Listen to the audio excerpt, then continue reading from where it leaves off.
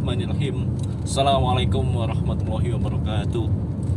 Alhamdulillah hamdan katsiran thayyiban mubarakan fi kama yuhibbu rabbuna wa yarda. Asyhadu an la ilaha illallah wa asyhadu anna Muhammadan abduhu wa rasuluh sallallahu alaihi wasallam wa ala alihi wa ashabihi. Amma ba'du.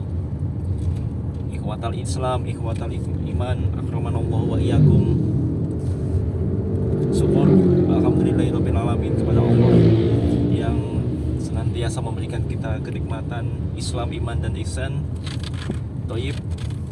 Kembali kami dari tim Ngapa Raya ya, meliput kegiatan pengajian ya, terutama meneruskan program rihlah kita di Masjid Al-Mujahid ya, yang dulunya Masjid Islam Jamaah.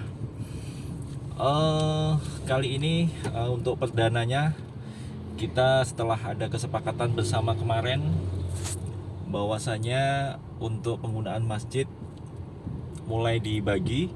Untuk Islam Jamaah hanya 2 kali seminggu, dan selain itu adalah untuk umat Islam semuanya. Jadi kesempatan sore ini kita akan mengadakan kajian dengan materi ta'dil subhat mungkin ya, dan penguatan hijrah yang akan disampaikan oleh Ustadz Ubed ya. Beliau adalah salah satu dai, dulu merupakan guru pondok ya, yang sudah makruh sekali di Banyumas. Kemudian ini nanti kita sedang menuju lokasi ya. Kita jadwalkan untuk maghrib di tempat ya. Saat ini waktu Cilacap masih pukul berapa ya? Pukul 5:20. Harapannya kita tidak terlambat sampai ke lokasi. Kemudian saat ini kita juga menjemput juga ikhwah-ikhwah yang lain yang masih menunggu di pinggir jalan ya, untuk sekedar bareng. Juga ada rombongan dari Purwokerto. Insyaallah kita berusaha memakmurkan masjid ini untuk kajian-kajian sunnah. Seperti yang Anda beritahukan di kesempatan atau upload video yang telah lalu, bahwa alhamdulillah sekarang Masjid Al-Mujahid yang berada di Kecamatan Adireja Kulon, Adipala, Cilacap ini sudah bisa kita pakai ya. Kita pakai bersama umat Islam, dan Islam Jamaah juga masih diberi kesempatan untuk memakai. Kedepannya masjid ini akan diwakafkan untuk umat Islam, dan kita mengambil peran untuk sekedar berkumpul, menguatkan antara sesama ikhwah-ikhwah yang hijrah. Terutama di sini banyak ikhwah yang baru ya, terutama dari keluarga-keluarga hijrawan yang baru, biar saling menguatkan, merasa senasib, bukan senasib ya, senasib itu kayaknya kok nelongso begitu ya. Satu perjuangan, karena kita dulu adalah lahir dari satu organisasi yang lama ya, di qadar Allah sama ya, pernah tersesat dalam syubhat. Alhamdulillah dengan hidayah taufiknya Allah menyelamatkan kami dari kesesatan itu, dan akhirnya kita bisa rujuk kepada manhaj yang benar sesuai pemahaman ulama terdahulu. Thayyib. Ini kita sedang dalam perjalanan. Nanti mungkin video bisa Anda lanjutkan sampai di lokasi. Kita melihat kondisi lokasi terkini ya, pasca kesepakatan bersama. Semoga tidak seperti yang dulu, yang minggu yang lalu langsung ada pendudukan oleh Islam Jamaah. Kita harapkan Islam Jamaah mau legowo dan menerima hasil keputusan bersama, karena sudah menandatangani surat kesepakatan, dan ada kekuatan hukumnya sehingga bisa kita laksanakan bersama untuk kerukunan umat beragama. Baik, pada kesempatan ini Ana juga mengajak anak-anak ini ya, doakan saja semoga anak-anak ini bisa nantinya menjadi penerus memperjuangkan sunnah, dan bisa ikut berdakwah tauhid dan memberantas syirik, apa itu mengajak pada sunnah dan memerangi bid'ah.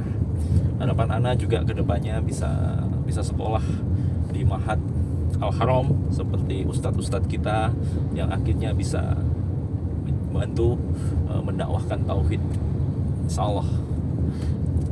Baik, nampaknya kita sudah mendekati posisi rekan-rekan hijrah yang menunggu di pinggir jalan ini sambil menunggu waktu azan sampai di lokasi. Untuk video akan kami sambung sampai di lokasi. Tayyib, ini posisi sudah mendekati lokasi. Ya, ini kita hampir sampai di area masjid. Tayyib, kita memasuki kawasan masjid ya. Ini coba kita lihat. Ya, kemarin di sini ada pelang Islam Jamaah ya. Di sebelah sini ya. Ini masjid posisi di belakang sana. Pelang Islam Jamaah sudah alhamdulillah sudah tidak ada sesuai dengan kesepakatan perjanjian. Tayyib, kita langsung memasuki masjid dan alhamdulillah tidak ada pergerakan lagi, sudah kondusif dan aman. Ya, kita langsung mengikuti sholat maghrib terlebih dahulu bersama ikhwah hijrah semuanya. Ya. Kemudian kondisinya cukup aman sekarang, dan di masjid juga sekilas ini dipasangi berkas kesepakatan ya antara kedua belah pihak mengenai perjanjian yang kemarin. Kita ikuti pengajian yang pertama, yaitu adalah pengajian penyampaian kitab Ushul Sittah oleh Ustadz Wawan.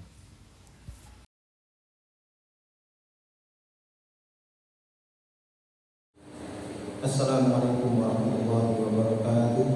Waalaikumsalam warahmatullahi wabarakatuh. Innal hamdalillah nahmaduhu wa nasta'inuhu wa nastaghfiruh wa na'udzu billahi min shururi anfusina wa min sayyiati a'malina. Man yahdihillahu fala mudilla lahu wa man yudlil fala hadiya lahu. Allahumma shalli wa sallim ala nabiyyina wa maulana Muhammadin wa ala alihi wa sahbihi ajma'in, amma ba'd. Masyaallah muslimin rahimani wa rahmatullah. Alhamdulillah, kita pada malam hari ini kita berkumpul di majelis yang insyaallah dimuliakan oleh Allah, di tempat yang dimuliakan oleh Allah insyaallah, yaitu di Masjid Baitul Mujahid. Kali ini kita berkumpul di sini di tempat yang biasanya ditanamkan doktrin. Pada kali ini kita memulai untuk mendakwahkan dakwah ila Allah, mengajak kepada Allah, dakwah ila sunnah, dakwah menuju kepada sunnah, untuk berjamaah bersatu dengan kaum muslimin dimanapun berada. Dan ini semua adalah atas hidayah taufik dari Allah Subhanahu wa taala yang wajib kita bersyukur atasnya. Masyaallah muslimin rahimani wa rahmatullah. Pada kesempatan kali ini saya akan menyampaikan, akan membacakan sebagian daripada kitab yang sudah masyhur di kalangan para ahli sunnah, yaitu kitab Ushul Salasah, kitab Ushul Sittah, enam pondasi utama di dalam Islam. Biasa kalau di awal-awal terus kita mengkaji Ushul Salasah ataupun salah satu usul, kemudian juga Qawaidul Arba. Ini termasuk lanjutan dari kitab-kitab tersebut, yaitu kitab Ushul Sittah, 7 pondasi, 6 pilar, bukan 7, 6 pilar. Kitab ini disusun oleh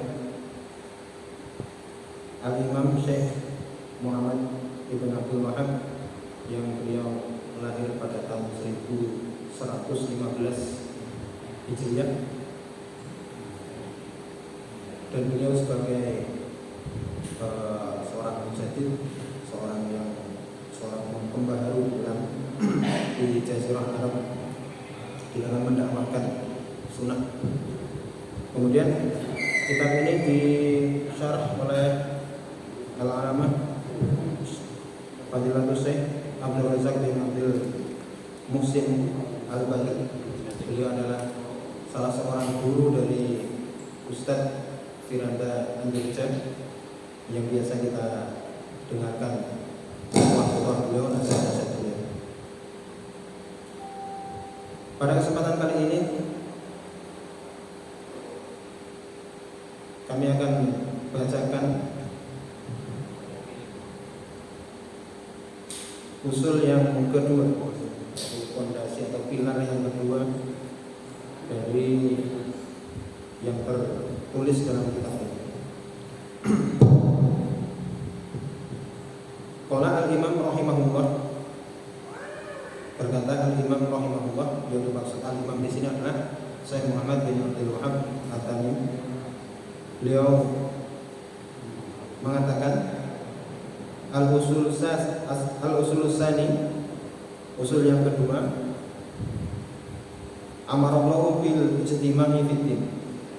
Allah memerintahkan agar bersepakat di dalam hati, bersatu, bersepakat, berjamaah di dalam urusan agama.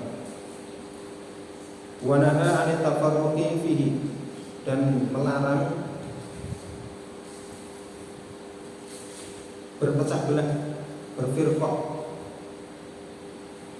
di dalam urusan agama tersebut. Fa bayyanallahu hadza bayanan syafiyan tafhamuhul awam, dan Allah telah menerangkan hal ini dengan keterangan yang sangat jelas.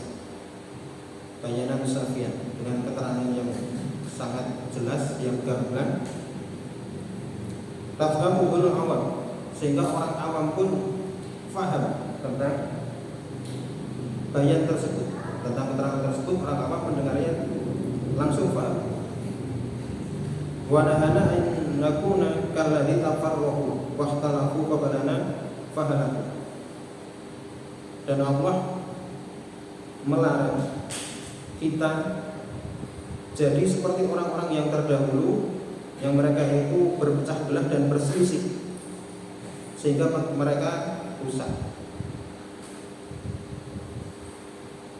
Wa dzakara annahu amrul muslimina bil ijtima'i fiddin,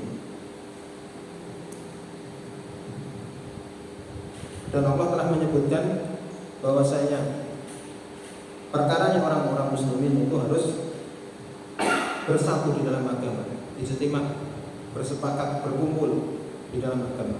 Wa nahahum 'anil tafarruqi fi, dan melarang mereka terpecah belah di dalam urusan agama. Wa yazidu wuduhan ma waradat bihi sunnatu minal ajibil ujabi fi dzalik, dan yang datang dari sunnah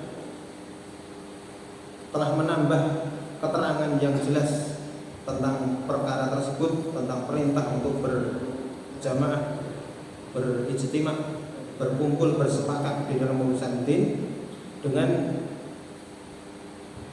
wuduhan, dengan sangat jelas, dengan keterangan yang jelas. Dan ini termasuk ajabil ujab, perkara yang sangat mengherankan, perkara yang sangat menakjubkan. Sumasoro al-amru ila anal iftiraqa fi usuliddin wa furuhi wal ilmu wal fiqhu fiddin. Kemudian terjadilah perkara di dalam urusan agama ini, terjadi perbedaan-perbedaan, perpecahan pendapat di dalam masalah yang usul maupun yang furu'. Wa sara ijtima'u fi dini la yaqulu ila zindiku au majnun. Dan orang-orang yang ahli bid'ah, orang-orang yang ahli firqah, mereka mengatakan bahwa orang-orang yang mengajak kepada persatuan agama, persatuan di dalam din, mereka itu adalah orang-orang yang zindik, orang-orang yang majnun. Ini dianggap perkara yang gila. Kemudian kita lihat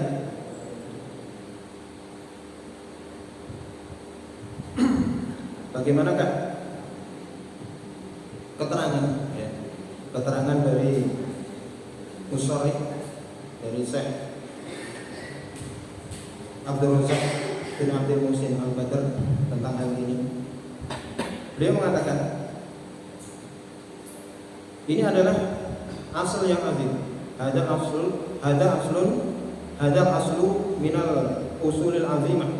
Ini adalah suatu pilar dari pilar-pilar yang agung, mabniyata bayanan wafian syafian fi kitabillah. Dan jelas terang di dalam kitabnya Allah wa fi sunnati nabiyhi sallallahu alaihi wasallam. Wa qad takasuratun nususu fi dzalika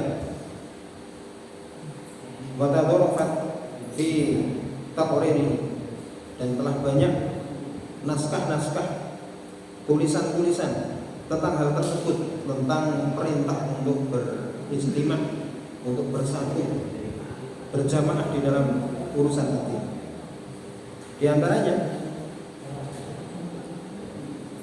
kalau Allah Ta'ala innal ladzina farraqu dinahum wa kanu syi'an lasta minhum fi syai'. Innama amruhum ila Allahi tsumma yunabbi'uhum bima kanu yaf'alun. Sesungguhnya orang-orang yang berpecah belah di dalam agama mereka, kemudian mereka menjadi bergolong-golong, kamu tidaklah menjadi bagian daripada mereka sedikit pun. Lasta minhum fi syai'. Engkau Nabi Muhammad SAW tidak termasuk dari mereka sedikit pun. Orang-orang yang bergolong-golong di dalam agamanya, memecah belah agama, maka Rasulullah SAW tidak termasuk dalam golongan mereka sedikit pun. Artinya mereka bukanlah termasuk ahlu sunnah. Mereka bukan termasuk ahlu sunnah. Innama amruhum ilallahi tsumma yunabbi'uhum bima kanu yaf'alun. Sesungguhnya perkara mereka akan kembali pada Allah, kemudian mereka akan diberitahu, yunabbi'uhum, Allah akan memberitahukan kepada mereka, menceritakan pada mereka bima kanu yaf'alun, dengan hal-hal yang telah mereka lakukan, dengan perpecahan yang telah mereka buat, dengan ta'assubnya mereka terhadap golongan-golongan mereka. Ini mereka diberi tahu, bukan hanya diberitahu saja, tapi ini merupakan ancaman, tahdid, sebuah ancaman bagi mereka. Waliyadzubillah. Surah Al-An'am 159. Ini ayat ini jelas sekali menunjukkan bahwa perpecahan di dalam agama itu sangat dilarang. Bahkan Rasulullah SAW baru'ah, berlepas diri dari mereka. Disebutkan di sini lasta minhum fi syai'. Engkau tidak termasuk dari mereka sedikit pun. Dalam ayat yang lain, dalam surah Al-Anfal ayat 46, qala jalla wa ala wa atimullaha wa rasulahu wa la tanazzahu fatafshalu wa tadhhabu rihukum wasbiru innallaha ma'as sabirin. Wa atimullaha wa rasulahu, kalian tunduklah, patuhlah kepada Allah dan utusannya. Wala tanazzahu, dan janganlah kalian berselisih. Fatafshalu, maka kalian terpecah belah. Wa tadhhabu rihukum, dan hilanglah kekuatan kalian. Wasbiru, dan bersabarlah kalian, bersabar atas ketaatan, bersabar atas berjamaah, bersabar atas kebenaran. Innallaha ma'as sabirin, sesungguhnya Allah itu bersama dengan orang-orang yang sabar. Ayat ini juga wadih, jelas memerintahkan untuk berjamaah, bersatu di dalam urusan agama, melarang untuk saling berselisih, saling berpecah belah. Selanjutnya juga di dalam surah Ali Imran ayat 103. Ini sebuah ayat yang dulu sering kali kita baca, sering kali kita gunakan untuk waktu itu kita menyebutnya amar ma'ruf nahi munkar, akan tetapi ternyata itu adalah doktrin yang benar. Qala jalla wa ala wa'tasimu bihablillahi jami'an wa la tafarraqu. Nah, dulu kita memaknainya apa? Berpegang teguhlah kalian dengan tali Allah dengan cara berjamaah dan jangan berpecah belah. Jami'an berjamaah dimaknai berjamaah, beramil, berbiat, bertaubat. Nah, padahal kata jami'an di dalam Al-Quran kalau tidak salah itu disebutkan ada 46 kali kata jami'an dengan bentuk yang sama persis. Jim, mim, ya, ain, alif, sama persis jami'an. Dan apabila jami'an tersebut semuanya dimaknani berjamaah, beramir, berbiat, bertaat, maka tidak akan pas maknanya. Maknanya tidak akan pas. Sebagaimana di surah Al-Baqarah ayat 29.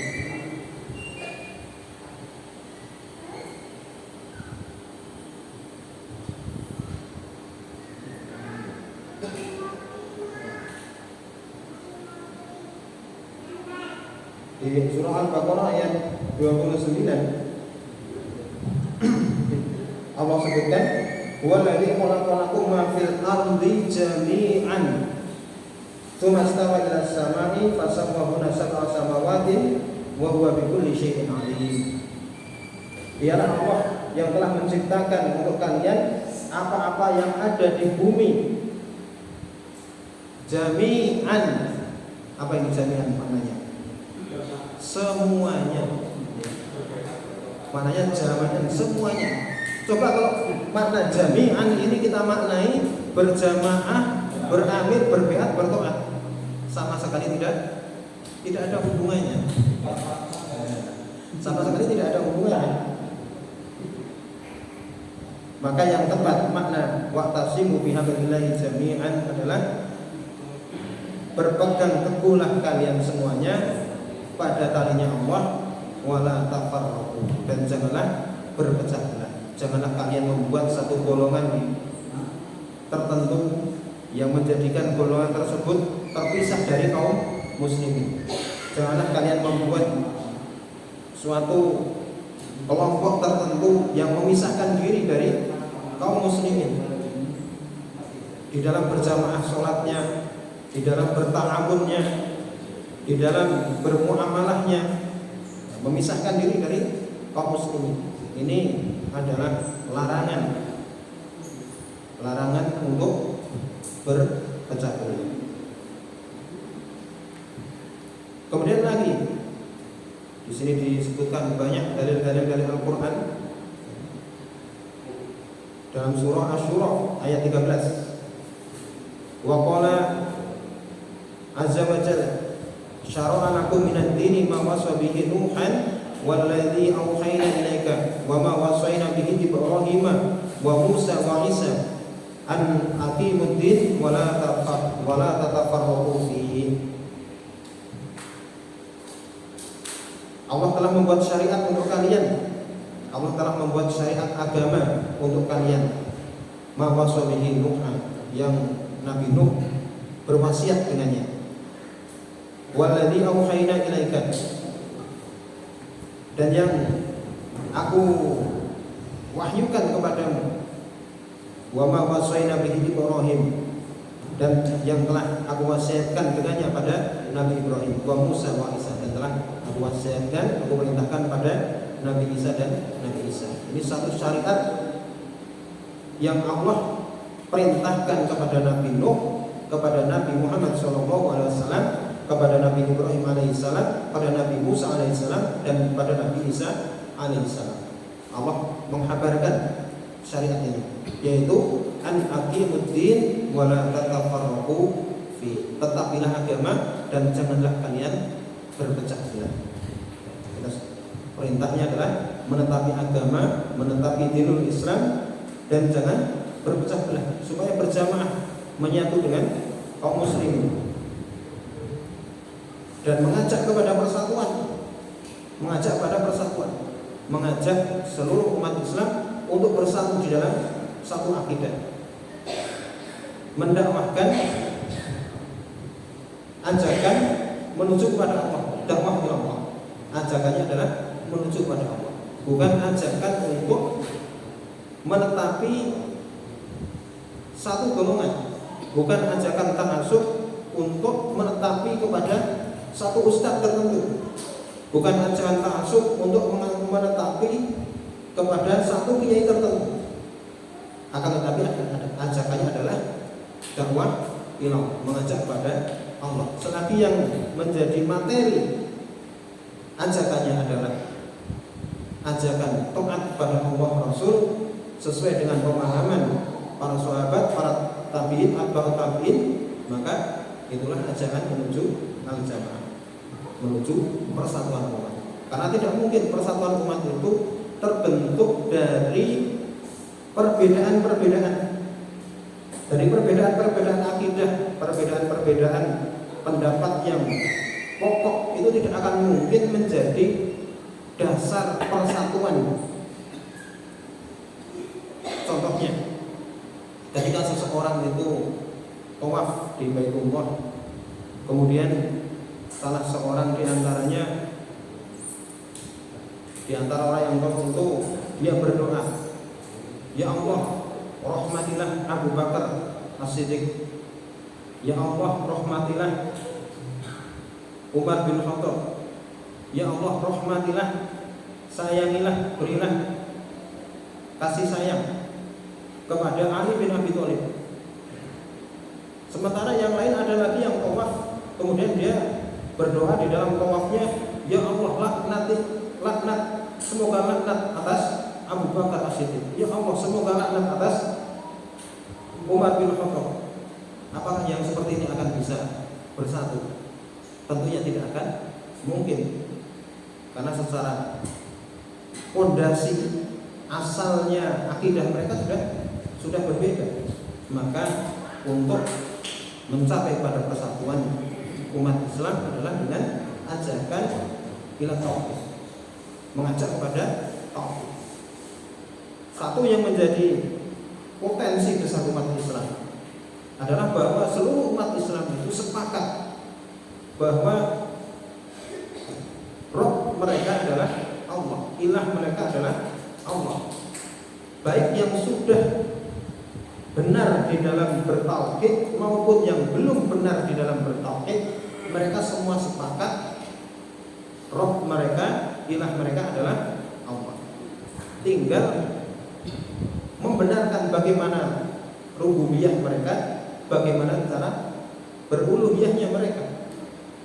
Ini suatu potensi besar untuk persatuan. Kemudian juga seluruh umat Islam bersepakat bahwa yang menjadi qudwah, yang menjadi panutan, yang menjadi penuntun umat ini adalah satu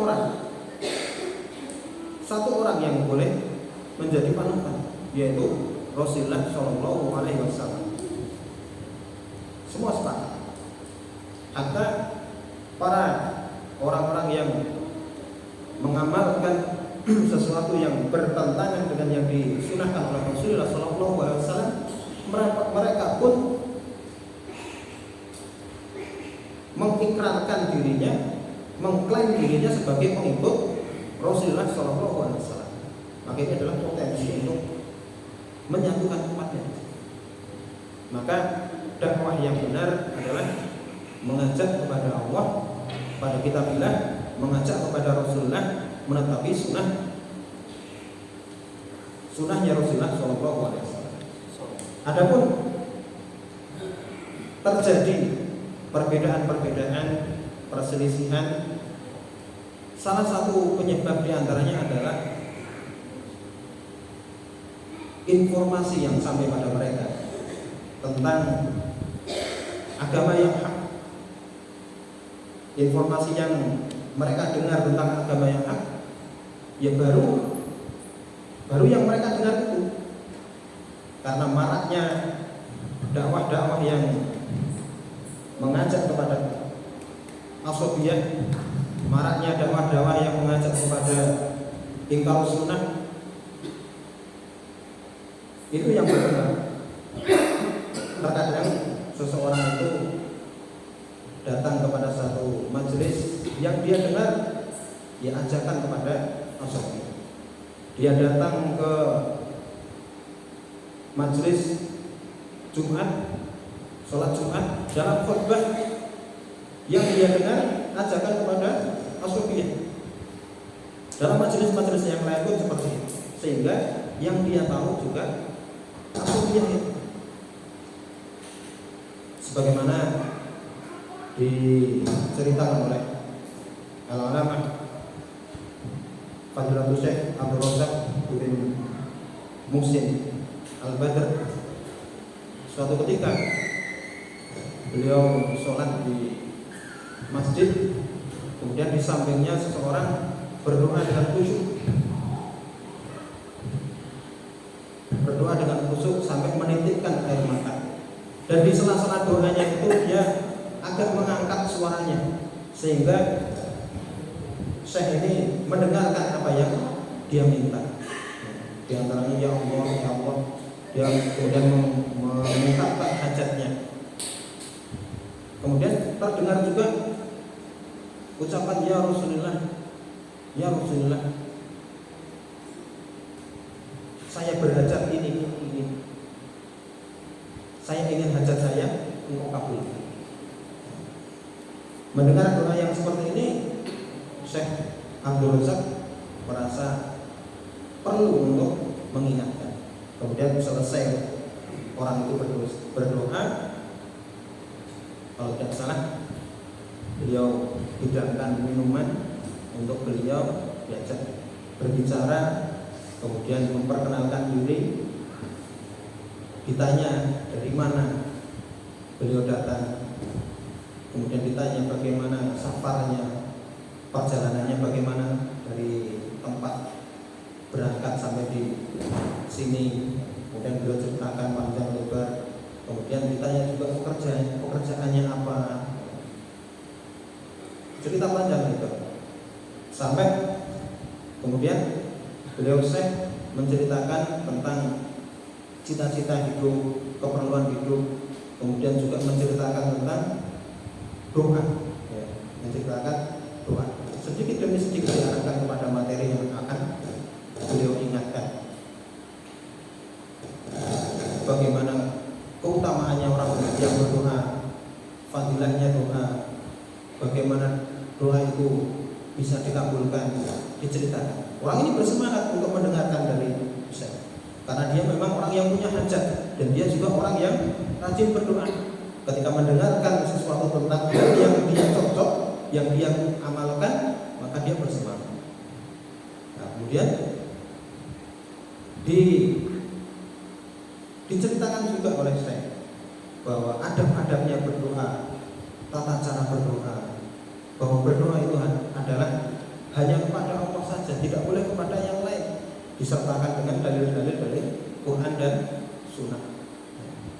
Maka di akhir pembicaraannya Syekh mengatakan, bagaimana pendapatmu tentang yang saya sampaikan? Ya. Syekh bertanya seperti ini dikarenakan ya tadi, seseorang yang berdoa ini berdoa memanggil kepada selain Allah, walaupun itu adalah yang dipanggil adalah Rasulullah SAW. Maka orang yang berdoa tadi menjawab, engkau bertanya kepadaku apa pendapatku setelah engkau menceritakan kepadaku bagaimana yang terkandung di dalam Al-Quran dan menceritakan bagaimana pendapatku.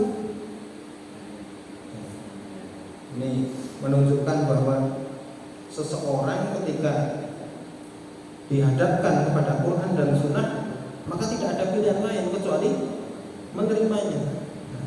Ini seseorang yang sebenarnya dia belum tahu bagaimana adabnya berdoa, cara berdoa yang benar, bagaimana berdoa dengan mentauhidkan pada Allah. Ketika diberitahu ternyata menerima dengan lapang dada, bahkan mengatakan, engkau masih bertanya kepadaku bagaimana pendapatku, sedangkan engkau telah menceritakan padaku tentang Quran dan Sunnah.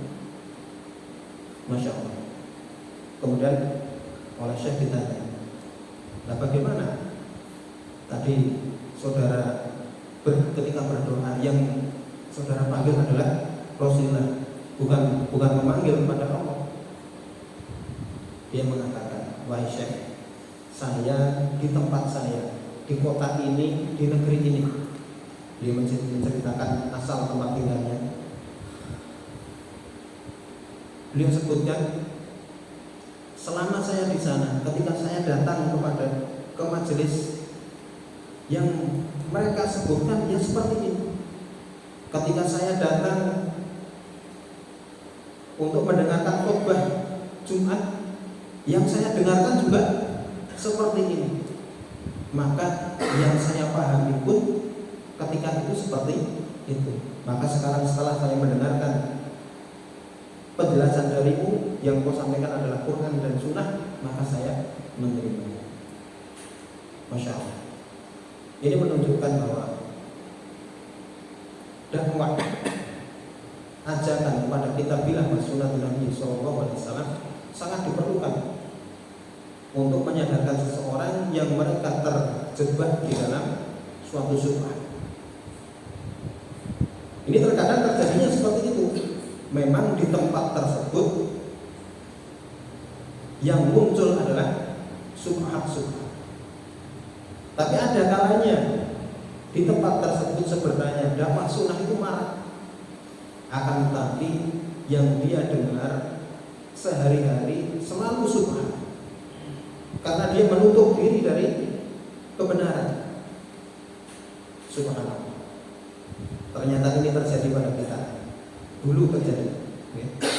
Kita sehari-hari mendengarkan kajian, sehari-hari mendengarkan apa yang kita sebut dengan nasihat, sehari-hari kita mendengarkan apa yang kita sebut dengan amar ma'ruf nahi munkar. Ternyata yang ada di dalamnya adalah subhat-subhat. Dan setelah kita membuka diri, mau mendengarkan kajian-kajian yang benar-benar mengajak kepada Quran, mengajak kepada Sunnah dengan pemahaman para salafus soleh, barulah kita tersadar, barulah kita terbangun dari nina punggung kita yang begitu panjang. Mungkin ada yang 30 tahun lebih, bahkan Pak D saya 50 tahun. 50 tahun. Sejak saya tahun 91 datang ke kajian, beliau sudah menjadi imam kelompoknya. Yang saya ingat-ingat waktu itu, setelah materi pembukaan beliau selalu diulang-ulang, kita harus bersyukur pada Allah diberi umur yang panjang. Ini selalu saya ingat, umur yang panjang. Masya Allah, ternyata ya umur yang panjang ini memang betul-betul menjadi rahmat ya, bagi kita. Ternyata kita di dalam sisa umur kita ini, yang berarti kita masih punya umur yang panjang, Allah berikan hidayah taufik sehingga kita bisa kembali kepada manhaj Ahlussunnah wal Jamaah. Masya Allah. Barakallahu fikum. Insyaallah itu sedikit yang bisa saya sampaikan. Wallahu a'lam bishawab. Apabila ada kekeliruan, mohon maaf yang sebesar-besarnya. Kita tutup dengan kafaratul majlis. Subhanallahumma wa bihamdihi, asyhadu an la ilaha illa anta, astaghfiruka wa atubu ilaik. Wassalamualaikum ini adalah suasana kajian. Memang di sesi pertama ini belum banyak yang berdatangan, mungkin setelah Isya. Kemudian kita lanjutkan sholat Isya berjamaah sambil menunggu ikhwah yang lain. Thayyib. Kemudian setelah sesi sholat ini kita lanjutkan untuk ya sedikit perkenalan ikhwah hijrah kita yang mungkin ada beberapa yang mewakili saja untuk perkenalan agar saling akrab dan saling kenal mengenal. Bismillahirrahmanirrahim. Assalamualaikum warahmatullahi wabarakatuh. Alhamdulillahirrahmanirrahim. Menuju kebenaran Gusti Allah. Dene kalau menika kita saged makempal ing menika majelis wonten alangan saben wonten napa niku sewu niki saged diputakni napa boten. Selamat kebiasaan kodok dimakan panutan kita Nabiullah Muhammad sallallahu alaihi wasallam ingkang sampun bentuk kita sedaya ing saking alam zahir dumugi alam kesayangan ugi selamat salam dumateng garwanipun sakumrawayaipun lan sedaya sahabatipun ugi sumrambah dumateng sedaya pederekipun ingkang tansah istiqomah ila yaumil qiyamah. Nuwun sewu niki sejeng-sejeng kula nembe niki njipun mriki ngomong keng ngangge mik niki ngendikane Pak Wawan niki kula menawaki tuan rumah rahmatullah memperkenalkan diri. Jadi yang tak kasih kenal, tapi mungkin ya ada yang belum kenal. Sebaiknya yang belum kenal tanyakan yang sudah kenal, gitu. Jadi saya tidak perlu perkenalkan diri. Kalau saya nami kula, nami sepuh mawon nggih, Yusuf. Insyaallah sami kali Mas Ari. Tapi sepuh kula dan Mas Ari niku dompleng kula nyontol ari kula.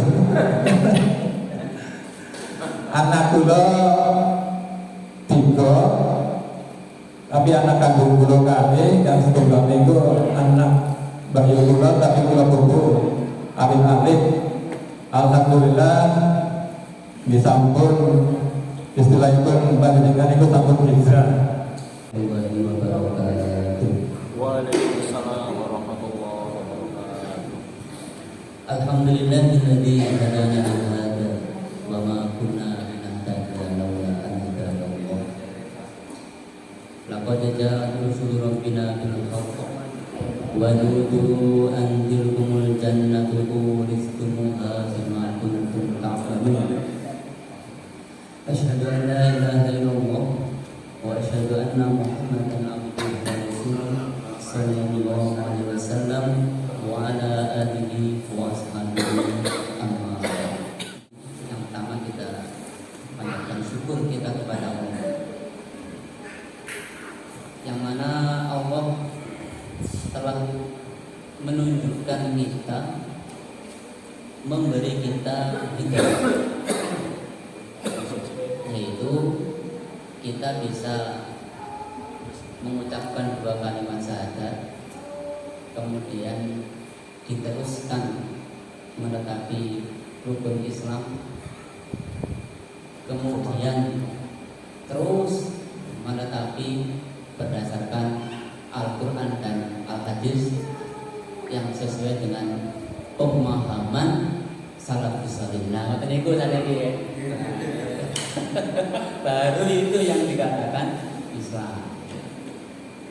Nah, dan pertanyaannya, Islam itu sudah dikatakan sah itu yang bagaimana ya?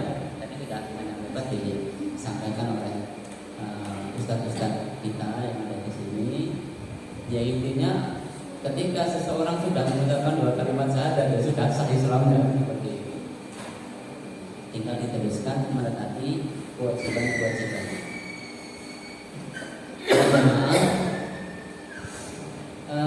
Kita sebelumnya diberi hidayah taufik oleh Allah.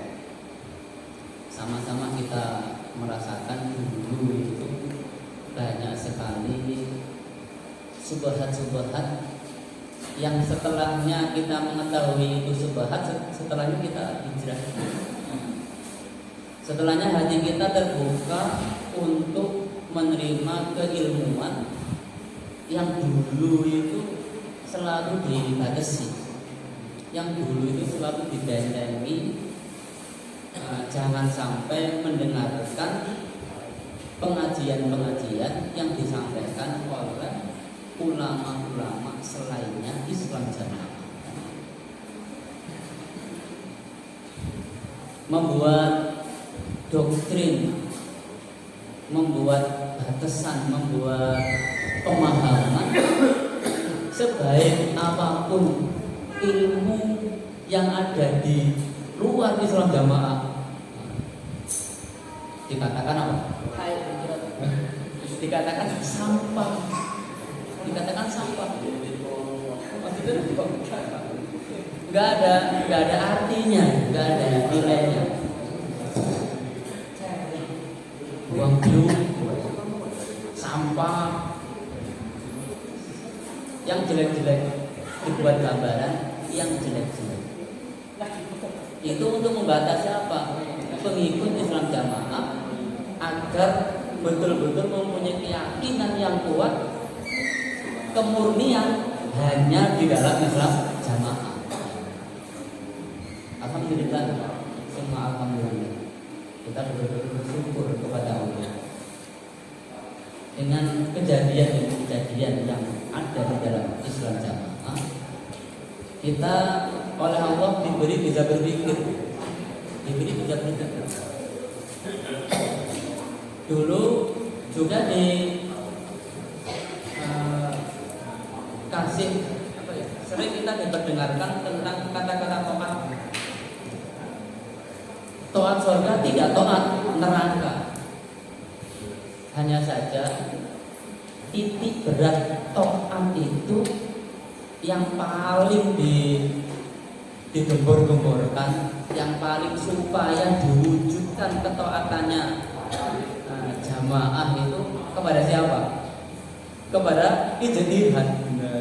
Ijtihad imam di dalam Islam Jamaah itu yang paling ditekankan supaya pengikut Islam jamaahnya Islam Jamaah itu menjadi orang-orang yang tunduk taat, yang paling ditekankan taat kepada ijtihad imamnya, kan seperti itu. Padahal para jamaah,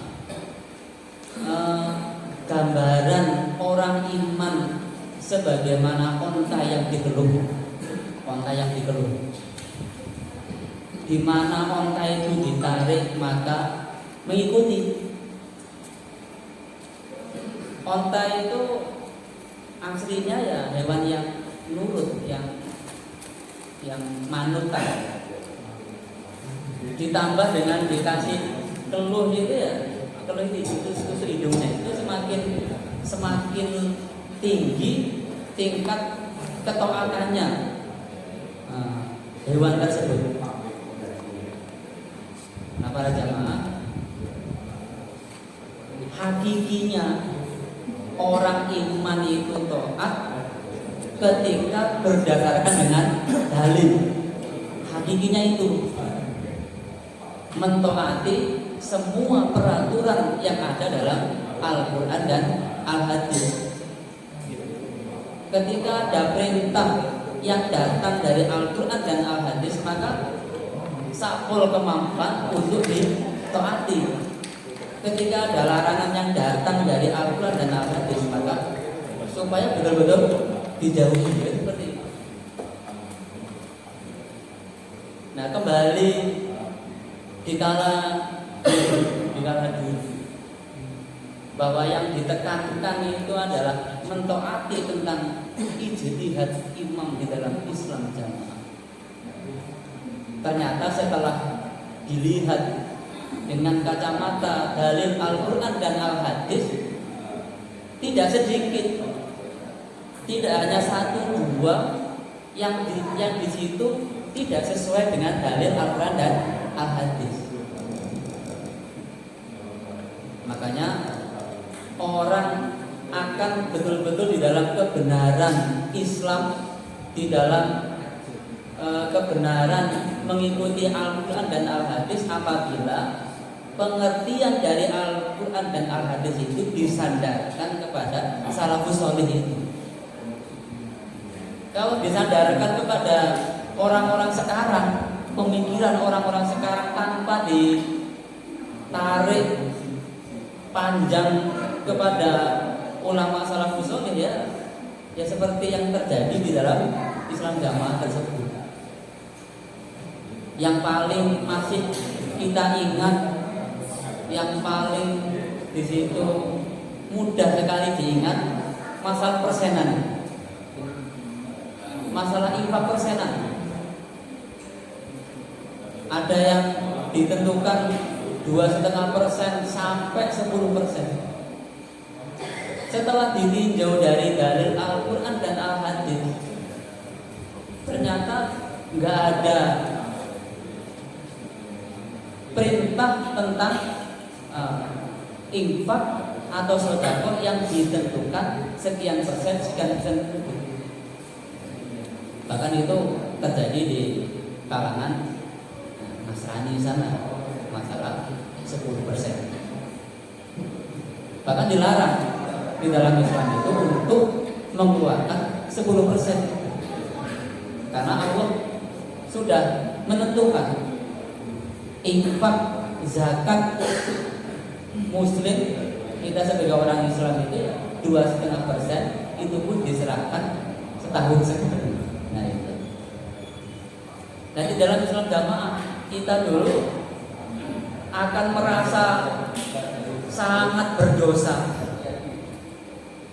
akan merasa kehilangan surganya, bahkan diancam ini neraka. Nah, ketika kita tidak bisa menetapi yang namanya infak persenan itu,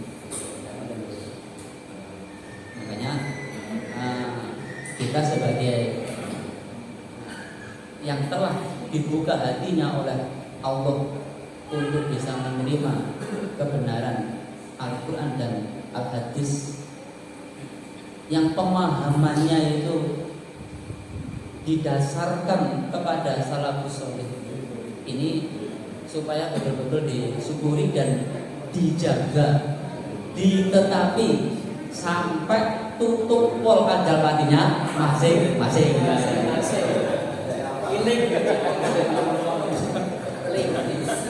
Apa mau ulangi 5 menit lagi? Kalau mau ya boleh kita ulangi lagi. Masih apa? Saking anune, saking manute waktu itu, termasuk jamaah sing mau manut waktu itu, kok gak ngerti maksiat jelas tentang ijtihad itu. Pokoknya ijtihad, lah inilah apa namanya timbangan jihad di masa sekarang. Nah, katanya begitu dulu. Kalau orang itu bisa menetapi ijtihad, berarti sama dengan zaman dahulu menetapi perintah perang. Ya akhirnya apa? Lesing wis paham itu ya. Lagi, mau tahu wedi ngoten niku. Alhamdulillah zaman dahulu seperti itu keadaannya. Alhamdulillah sekarang ini Allah telah membuka pada diri kita bahwa ketaatan itu harus betul-betul berdasarkan dalil Al-Quran dan Al-Hadis. Makanya sekarang ini kita tingkatkan belajar kita untuk belajar kepada para ustadz, untuk lebih banyak mengetahui tentang hukum-hukum yang ada di dalam Al-Quran dan Al-Hadis. Nah, adapun setelahnya kita hijrah ini, setelahnya kita mengetahui ada banyak syubhat di dalam golongan kita dahulu, maka tidak akan lepas dari ujian juga, tidak akan lepas dari cobaan. Setelahnya kita hijrah itu cobaan tetap ada. Di antaranya dibisiki bahwa golongan dulu itu ya sudah kepenak, ada juga ya. Sing penting orang takfiri, sing penting orang takfiri, ya wes ya. Nah, tetap dapat surga lah ya kan. Nah itu akhirnya ada bisikan terus kepingin bali maning, ya kan. Bali maning, sambung maning, ya. Sambung lagi. Ini adalah bagian daripada godaan. Kita supaya lebih meningkatkan keilmuan kita masing-masing untuk mempelajari kitab-kitab yang dahulu kita tidak pernah mempelajari, seperti mengenal Allah, untuk lebih mengetahui sifat-sifat Allah, ketuhanannya Allah, kekuasaan-kekuasaannya Allah. Nah ini yang harus lebih kita tingkatkan setelahnya kita hijrah. Nah, adapun salah satu yang perlu kita tingkatkan setelah hijrah yaitu masing-masing untuk bisa memperbaiki sholatnya. Kita setelah hijrah ini supaya lebih baik di dalam ibadah sholatnya. Yang dulu kita di dalam melaksanakan sholat seringnya itu berpenampilan preman. Penampilan preman. Masalahnya apa? Ya dulu kita sering melihat pembesar-pembesar di dalam Islam jamaah itu sholatnya ya gaya kaos belum kau itu, bahkan pakai celana training barang ngono ya. Celana olahraga pakai aja untuk sholat, padahal mau balik gitu. Padahal penerobos, padahal kiai dan nah yang seperti itu kan menjadi apa ya, menjadi dalil kita itu. Oh kayak semua balik naik kayak kaos belum kayak kalau training WD sholat, akhirnya diikuti yang seperti itu. Sehingga apa? Sehingga kita ini menghormati tempat sholat, menghormati ketika menghadap Allah itu, waktu itu nggak terbangun sama sekali, Bahkan kayak saya sendiri itu ya, dan juga saya sering dengar teman-teman yang lainnya, ya kepingin ini berpenampilan preman, tapi mau balik ya orang gue, kepingin ini. Jadi orang ketoknya mau balik, ketoknya preman, perwak bujuk gondrong, terus sama nih terus gawe dompet sing apa jadi rantai itu bobo, itu kayak menjadi aku ingin menunggu. Nah para jamaah yang seperti itu ternyata sangat jauh dari pendidikan sunnah. Jauh dari pendidikan sunnah, bahkan sangat tidak mendidik kita bisa ta'dil di dalam menjalankan ibadah sholat. Padahal ibadah sholat itu ibadah yang nomor satu, yang akan menjadi hisaban amal kita yang paling pertama.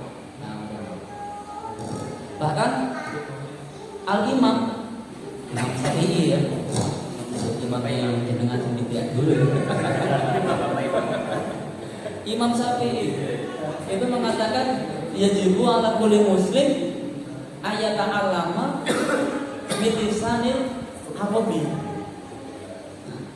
hatta yabsutu juhduhu fi adai fardihi.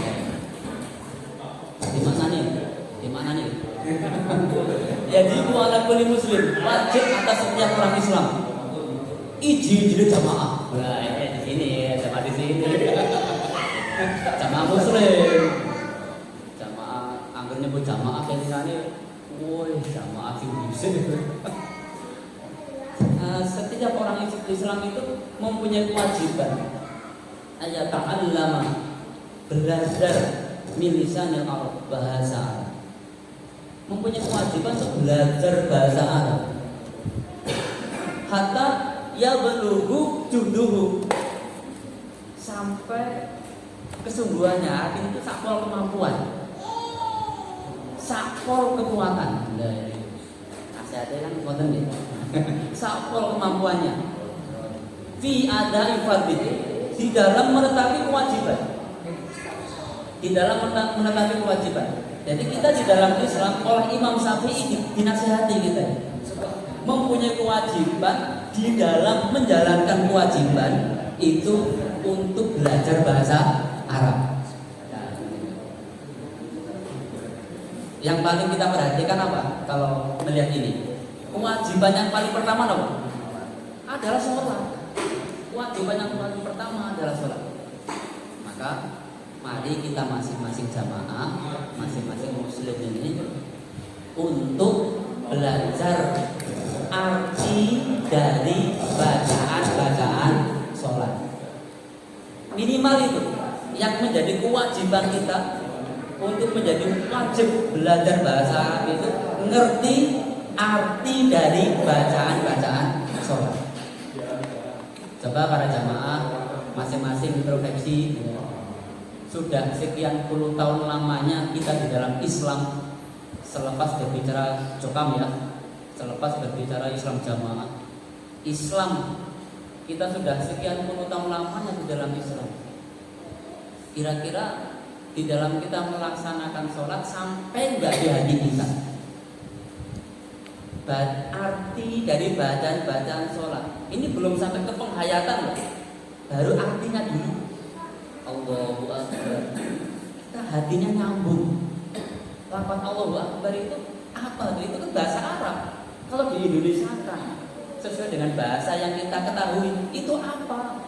Nah itu kita supaya tahu masih banyak lagi. Bagaimana dengan bacaan tahiyat, tahiyat kita, tasawuf kita, bacaan Al-Fatihah kita, bacaan duduk di antara dua sujud, Robbi firli, Robbi firli. Jangan-jangan kita hanya baca gitu aja dengan hati yang gampang. Robbi firli, Robbi firli, Robbi firli. Itu Robbi firli maksudnya apa loh? Nah, sehingga apa? Yang terjadi apa? Seseorang setelahnya sholat masih merasa ada yang kurang kalau nggak doa dulu itu angkat tangan begini seperti ini. Nah padahal surah kita lihat sunnah yang ada di dalam sholat itu sudah ada pujian, sudah ada di situ doa, permintaan pertolongan, sudah ada permintaan pengampunan. Sehingga umpama setelahnya sholat, dikir-dikir sebentar, terus selesai, itu sudah cukup. Nah itu sedikit yang bisa kita tambahkan, bahwa setelahnya hijrah ini kita juga jangan sombong lagi. Dulu kan asal sudah samina wa atau mastatona, bayar tuh samina wa atau mastatona, Gusti Allah itu wes kunci surga ini sudah di tangan nih. Sudah tinggal kapan dijemput, kapan mati sewaktu-waktu. Waduh, sampai banter loh. Waduh, sampai banter sak masjid ada sing pingsan barang. Saking yakinnya nih. Surga.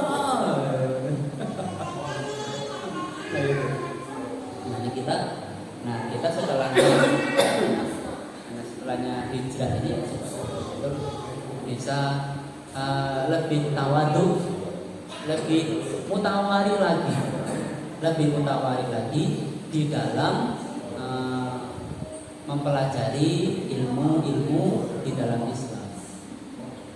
Kita harus mutawarinya apa ya? Kita walaupun tidak sekelas tolik, kita kan masih jamaah awam, masih muslim yang awam. Setidaknya minta minta pengertian, minta penjelasan kepada Ustadz tentang dasar-dasarnya, rujukannya. Itu sebagai wujud hati-hatinya kita di dalam menerima ilmu. Sehingga kita tidak mudah kembali terjerumus di dalam lubang yang sama. Syukran jazakumullah khairan. Nami kula Mas Muhammad Ihza Fatullah, biasanya dipanggil Mas Ihza. Rumahnya di Kesugihan. Di Pak Waris. Kalau saya inisial langsung ya.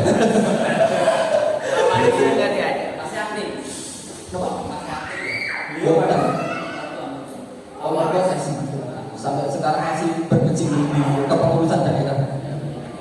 Makanya kemarin sempat kontra banget sama saya. Saya suruh kesana aja nggak mau. Soalnya kalau misal saya masuk lingkup mereka, yo tahu lah ya, persekusinya mereka. Pasti istri saya nggak boleh saya bawa lagi. Karena macam lagi mangap aku melebu yo. Soalnya karena benar-benar dibakaran jenggot banget, panas. Apalagi mertua saya kan benar-benar kecolongan banget.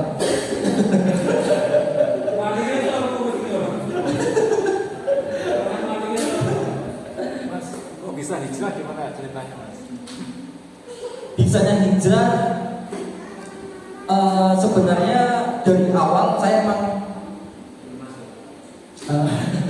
sempat bayar saya dulu. Udah bayar. Pertama hijrah, jadi ibadah itu kurang enak. Jadi ya emang dari dulu kan saya kan emang berkecimpungnya bukan di ranah Islam yang seperti itu ya. Karena yang saya tahu Islam itu udah nggak sesuai yang diajarkan di Jogja. Tayyib, alhamdulillah untuk kegiatan pengajian sunnah kita di Masjid Adi Reja Kulon sudah berjalan lancar ya. Alhamdulillah tadi ada beberapa sesi pengajian. Yang pertama tadi adalah pengajian usul sittah ya dari Ustadz Wawan, kemudian kita sholat berjamaah Isya, kemudian kita tadi sekilas adalah perkenalan dari teman-teman hijrawan ya. Alhamdulillah walaupun memang tidak bisa maksimal semua datang, banyak yang berhalangan tentunya, tetapi tidak mengurangi semangat kita untuk selalu mengaji atau menambah ilmu.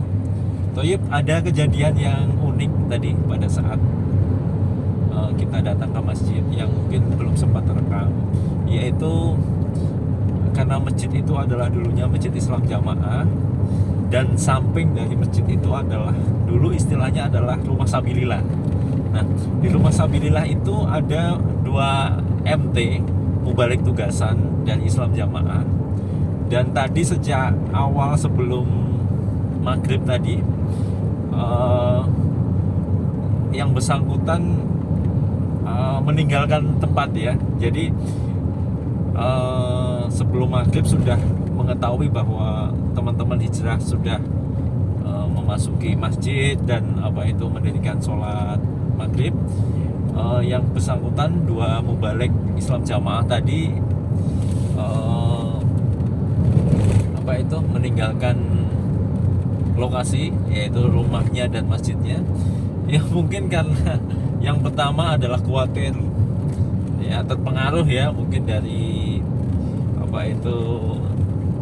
suara pengajian kita yang mungkin mereka khawatir nanti bisa menimbulkan terpengaruh dengan pemahaman dan lain sebagainya.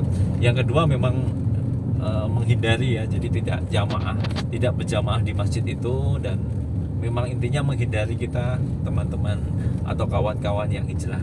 Ini masalah muslimin ini menunjukkan bahwa betapa mereka itu Islam dari keyakinan dari Islam Jamaah ini sangat berbeda dengan Islam pada umumnya, di mana sholat maghrib yang harusnya di dekat tempat tinggalnya didirikan malah menghindar.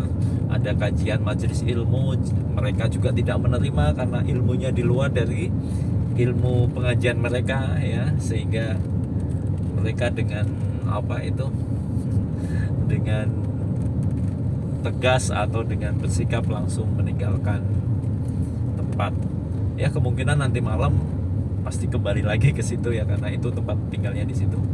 Thayyib, untuk hari ini cukup ya pengajian kita. Semoga kedepannya bisa lebih tertata lagi, kemudian pesertanya juga makin tambah ya.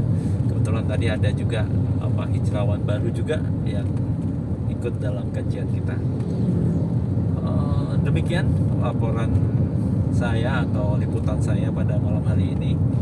Wassallallahu ala Muhammad wa ala alihi wasallam. Subhanaka wa bihamdika asyhadu an la ilaha illa anta astaghfiruka wa atubu ilaik. Wassalamualaikum warahmatullahi wabarakatuh.